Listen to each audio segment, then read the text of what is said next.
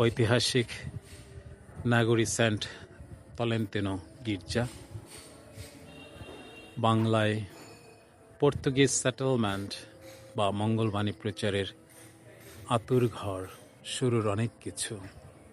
যে কয়েকটি স্থানের মধ্যে প্রসিদ্ধি পেয়েছে, ইতিহাসে নাম রয়ে গেছে, সেই গির্জাটি অনেক প্রতীক্ষা প্রচেষ্টার পর বর্তমানে এর সংস্কার কাজ শুরু হয়েছে। সম্ভবত মূল কাঠামোটি অবিকৃত রেখে যতটুকু সম্ভব ভিতরে ও বাইরে সেটাকে নতুন করে কাজ করা হচ্ছে। আমাদের সবার পরিচিত প্রিয় চৌধুরী কনস্ট্রাকশন এই কাজটি করছে। আমরা দেখতে পাচ্ছি প্লাস্টারগুলো সরানো হয়েছে, আরও হয়তো কাজ হবে। আমি দুপুরবেলা যখন কোনো কর্মচারী কেউ নেই, সেই মুহূর্তে এসে এই পুরো গির্জাটার একটি ভিডিও চিত্র ধারণ করছি। হয়তো কাছেও দূরে যারা আছেন, তারা সেটা বুঝবেন, দেখবেন।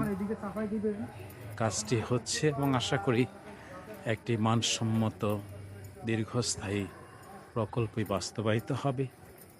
প্রচুর অর্থের প্রয়োজন। স্থানীয় ফাদার নিজে সংগ্রহ করেছেন, ডায়াসিস করছে এবং ভক্ত জনগণের কাছেও আবেদন রাখা হয়েছে।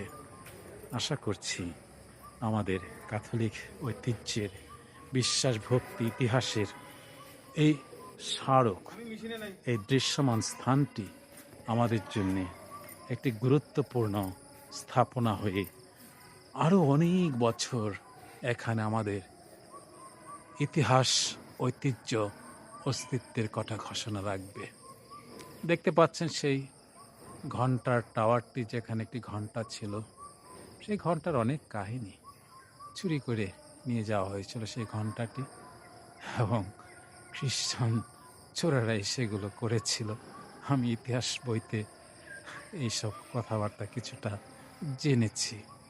আশা করছি নতুন একটি ঘণ্টা কেউ না কেউ দান করবেন, ভালো একটি ঘণ্টা এখানে আবার ঝুলে থাকবে।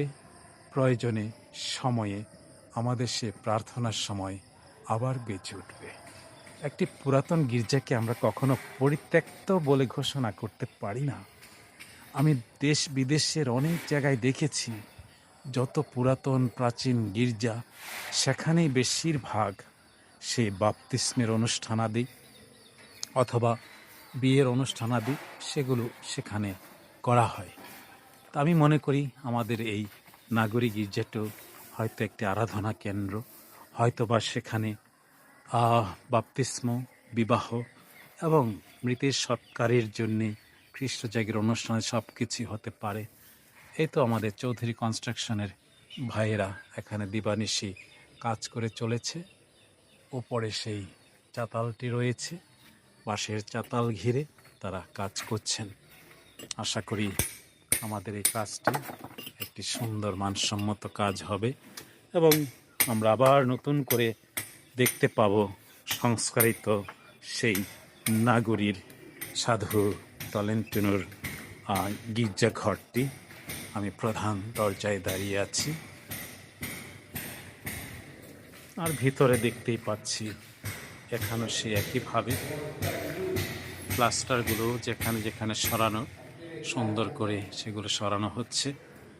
নিচের ফ্লোরটাও এখন যা দেখছি, হয়তো পরবর্তীতে রূপে আমরা তা দেখতে পাবো। এবং এই তো বিম, প্রাচীন স্থাপনা, সব কিছুতেই আমরা এখানে দেখব। ব্যতিক্রমটা কোথায় দেখতে পারলেন? গির্জার এই ছাদ এখানে কিন্তু সমান। অন্যান্য অনেক গির্জা বা অনেক প্রতিষ্ঠানে দেখব সেগুলো একটু ভিন্ন আকৃতির। তাহলে সেখানে সেই লোহার স্তম্ভগুলো, সেই লোহার বিম, সব কিছুই আজ পর্যন্ত সেটাকে ধারণ করেছে।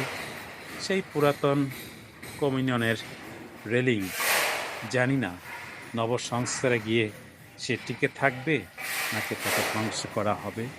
কাঠের সেই প্রাচীন কাজগুলো, সাধু সাধুদের মূর্তি রাখা, এই বেদিটি, সেখানে পূর্ণ বেদিটি এটি আছে। পাশে এটি আছে এবং সব কিছুকেই আবার সেই কাঠ দিয়ে অনেক কিছু পুনর্নির্মাণ করা হবে এবং যতটুকু সম্ভব আমি শুনেছি জেনেছি এই আলতারের পিছনের অংশটুকু সামনের অংশটুকু যেখানে যেখানে কাঠ ছিল সেখানে ফ্লোরের মধ্যে কাঠ দিয়ে কাজ করা হবে। আমরা জানি উপাসনালয়ে কিছু কিছু জিনিসের ব্যবহার একান্ত প্রয়োজন, তাহলে এখানেও সেটা ঘটবে, সেটা থাকবে বলে আমি আশা করছি। আমি এই পিছনের বেদি থেকে সামনের বেদি থেকে এই গির্জার এই ছবিটি নেওয়া শেষ করছি। আপনাদের সবাইকে ধন্যবাদ।